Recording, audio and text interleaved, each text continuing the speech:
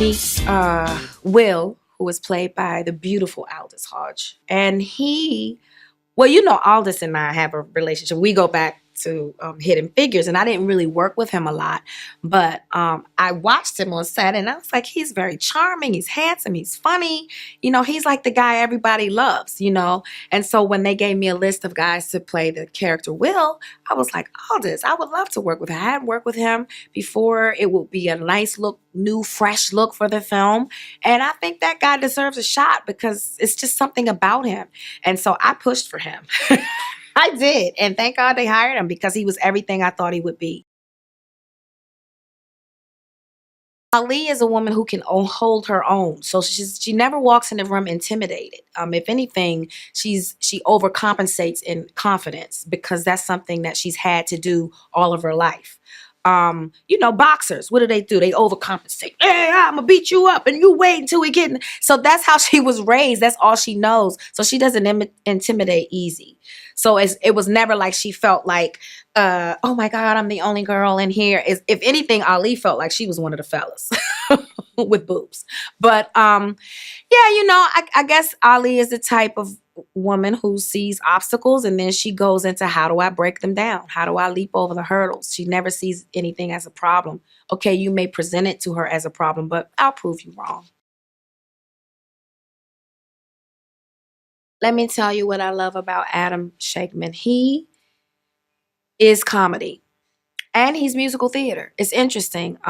He calls me, you know, after contracts are settled, everybody signed off, and we start talking about the script, and he calls me and says, I wanna direct this like a 1930s movie. So everything is really fast. And I already understand how he thinks because he's musical theater, and so am I. And that is the way he directs. The film moves, the cameras move, we're moving. So it was so easy working with him. I could understand what he was doing when he would place the camera. If he put two people in there and I'm in the back, I knew he wanted me to work. You know, it's a comedy, it's physical. So he's using every moment. So you have to stay alive. Even though the camera's not on you directly, know that someone's racking focus, you know? So I love working with him. I hope this is not our last dance because it's pretty amazing. Will and James, this is like my fourth film with them.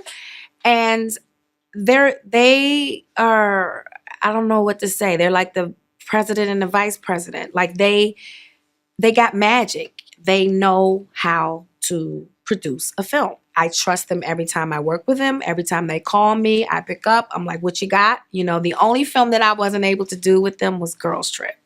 But that wasn't my place. Like, thank God. Because if I didn't do it, you know, that was somebody else's blessing. You know, maybe that was Tiffany's introduction to the world. Thank God for her. We need her, you know. So, yeah, but I enjoy working with them. And I owe Will, especially Will Packer, James too, but Will brought me No Good Deed first. And that was before Think Like a Man. And he's just always been very good to me. He takes really good care of me. And I just really appreciate you, Will. Thank you. And James too. Thank you so much. Oh, Poker Day was fun. So you had Grant Hill, you had Shaq. Who else? Oh, Mark Cuban, who's now, I'm his protege. He's going to show me how to work harder, smarter, not harder. And he has a jet that I can buy from him. I just have to make the money. No, but it was so much fun. The guys were great sports. I mean, just great sports. And then there was Tracy Morgan. It's been a lot of fun. You know, I this is what I do, comedy. I mean, I came in the business kind of ass backwards or whatever.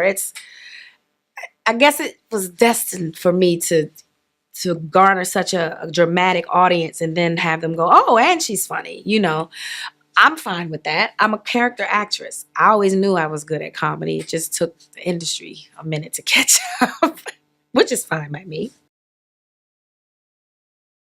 I think audiences will love to hear what's on men's minds. Because I think a lot of people go, oh, a bunch of sex and talk and this and that. You'd be surprised at how insecure men are.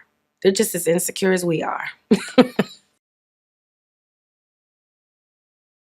I think that's what she took on. I think that's her wanting to uplift women and put them in more powerful positions and get them paid just as much as men in the sports industry.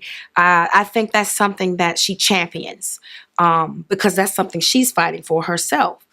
So, when Nick tells her to stay in her lane and maybe you're just great with female athletes, it sets her off. Just because, she doesn't have male clients, you're trying to say that men are more valuable than women, we hit that note. And so then it's like, well, let me prove to you. I think it's as simple as what we want, what any human wants: loyalty, someone that they can trust, someone that they can go home to and really feel home. Um, that's what we all want as humans, right? To be loved unconditionally. I don't think that they're that complicated. And we aren't either. It's just finding the one that you gel with, and you're both going to have flaws, but do they balance each other, And I think that's it. I don't think men are that complicated.